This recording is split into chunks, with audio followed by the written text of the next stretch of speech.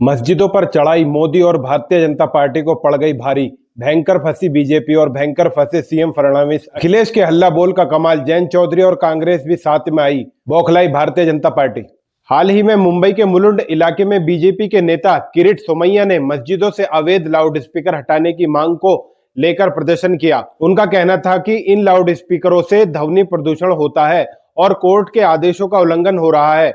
उन्होंने पुलिस से कार्रवाई की मांग की और चेतावनी दी कि यदि कार्रवाई नहीं हुई तो वे और बड़े प्रदर्शन करेंगे। इस पर समाजवादी पार्टी के नेता अबू आजमी ने इस मुद्दे पर बीजेपी की आलोचना की। उन्होंने आरोप लगाया कि बीजेपी सिर्फ मुसलमानों को निशाना बना रही है और अन्य धर्म के धार्मिक स्थलों के खिलाफ कोई कार्रवाई नहीं कर रही है। आजमी ने महाराष्ट्र के मुख्यमंत्री देवेंद्र फडणवीस से मुलाकात कर इस मुद्दे पर कार्रवाई की मांग की। मुस्लिम समाज का कहना है कि उन्हें सिर्फ चुनावी राजनीति का हिस्सा बना दिया गया है। हर बार कुछ ऐसा मुद्दा उठा दिया जाता है जिससे उन्हें टारगेट किया जा सके। सुप्रीम कोर्ट ने 2005 में एक आदेश दिया था कि सुबह 6 बजे से पहले और रात 10 बजे के बाद लाउड स्पीकर उपयोग न किया जाए। ये आदेश सभी धर्मों और संस्थानों पर सामान्य रूप से लागू होना चाहिए, लेकिन आज की स्थिति में मुस्लिम समाज का कहना है कि इसका पालन सिर्फ उन्हीं से कराया जा रहा है। कानून अगर सबके लिए है तो सब पर कार्रवाई होनी चाहिए। बीजेपी की नीयत पर सवाल इसलिए उठ रहे हैं क्योंकि हर बार चुनाव से पहले ऐसे मुद्दे सामने आते हैं।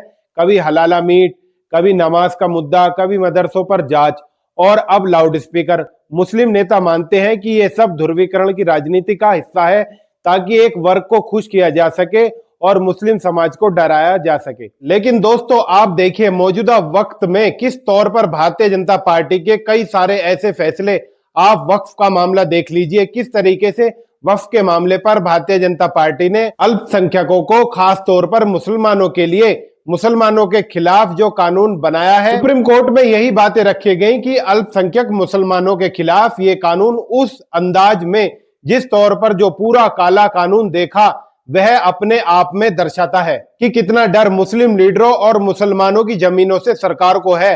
क्या वाकई ऐसा है? आपने देखा संभल का मामला, आपने देखा किस तौर पर अलग अलग जगहों पर किस तरीके से हिंदू और मुसलमानों के देश में खाई को बढ़ाने की खबरें। दोस्तों, महाराष्ट्र के अंदर मस्जिदों पर लाउड स्पीकर को उतारे जाने की मुहिम एक बार भारतीय जनता पार्टी ने फिर से शुरू कर दी, मगर समाजवादी पार्टी, अखिलेश यादव और अखिलेश यादव के खास विधायकों और नेताओं ने इस एक नई मुहिम शुरू करते हुए बीजेपी को घेर दिया। जैन चौधरी ने भी इस पर नाराजगी दिखाई कि साहब, जो कानून है, जो सुप्रीम कोर्ट कहता है, जो कोर्ट कहता है वही लागू होने चाहिए।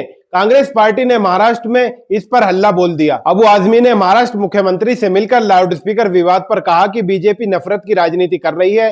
सुप्रीम कोर्ट का आदेश सभी धर्मों के लिए, मगर बीजेपी सिर्फ मुसलमानों के खिलाफ ही कार्य करती है। मस्जिदों से लाउड स्पीकर हटाने के मामले पर अबू आजमी ने कहा कि अपने मस्जिदों से लाउड स्पीकर हटाने पर जो कह रहे हैं, जिस तरीके से मुद्दा उठा रहे हैं, क्या उन्होंने कभी पूजा स्थलों, मंदिर, गुरुद्वारों, चर्चों या किसी भी धार्मिक दूसरे स्थलों के बारे में ऐसा मुद्दा बनाया है? अगर कोई लाउड स्पीकर सुप्रीम कोर्ट के आदेश का उल्लंघन कर रहा है तो उसे हटाया जाना चाहिए और उसे हटाए जाने में कोई आपत्ति किसी को भी नहीं, ना मस्जिदों को, ना मुसलमानों को। मगर भारतीय जनता पार्टी नफरत फैलाकर इस मुद्दे को हवा दे रही है और राजनीति कर रही है। दोस्तों, समाजवादी पार्टी के विधायक ने महाराष्ट्र के मुख्यमंत्री देवेंद्र फडणवीस से मुलाकात की, लेकिन आज की स्थिति में मुस्लिम समाज को लग रहा है कि इसका पालन सिर्फ उनसे कराया जा रहा है। कानून अगर सभी के लिए है तो फिर कार्रवाई भी सभी के लिए होनी चाहिए। बीजेपी की नीयत पर सवाल इसलिए उठ रहे हैं क्योंकि हर बार चुनाव से पहले ऐसे मुद्दे सामने आते हैं। कभी हलाल मीट, कभी नमाज का मुद्दा, कभी मदरसों पर जांच और अब लाउड स्पीकर। मुस्लिम नेता मानते हैं कि यह सब ध्रुवीकरण की राजनीति का हिस्सा है ताकि एक वर्ग को खुश किया जा सके और दूसरा मुस्लिम समाज को डराया जा सके। दोस्तों, सवाल ये नहीं कि लाउड स्पीकर ठीक है या गलत, सवाल ये है कि क्या सबके लिए कानून बराबर है? क्या कार्रवाई निष्पक्ष हो रही है? आपका क्या मानना है? क्या मुसलमानों को टारगेट करने की साजिश है? कमेंट करें, शेयर करें और चैनल को सब्सक्राइब करना ना भूलें। जय हिंद।